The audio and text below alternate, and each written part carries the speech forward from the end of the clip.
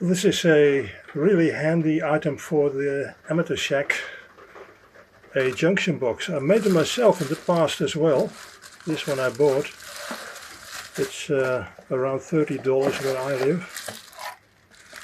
It's capable of doing 20 amperes, which should be suitable for VHF rigs, etc., and several smaller items.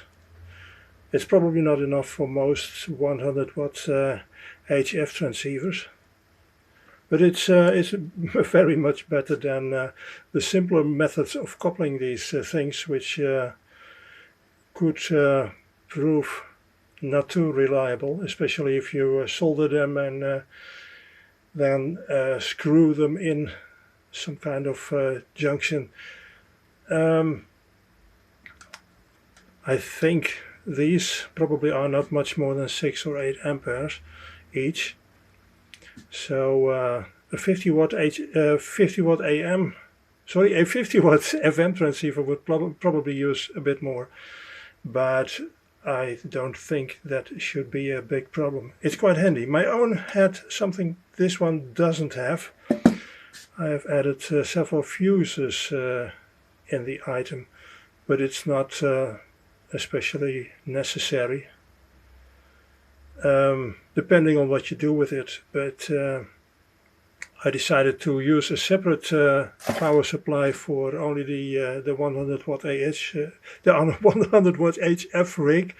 Well, you can hear that I didn't do much podcasting and video casting last week from all the errors I make.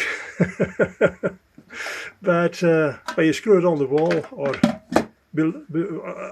on the bottom side of your table, you can do.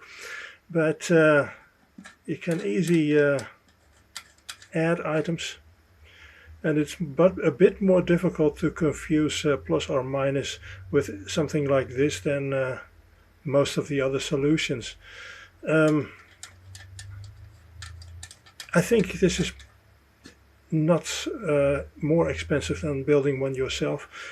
I think probably my own was more expensive, but it might be because of the fuses and some other additions that I make.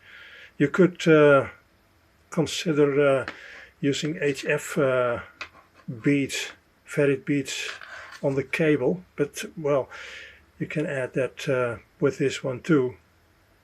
I'm gonna use this one today, so I'm gonna screw it on the wall in just a few moments. I got it out of its packaging. Well, I did do a check when I got it in 3 months or so ago, but well, it's very handy. Most people don't think of using something like this. There are other solutions as well with professional power connectors, but well, I do really like this. This is the amateur way of doing it.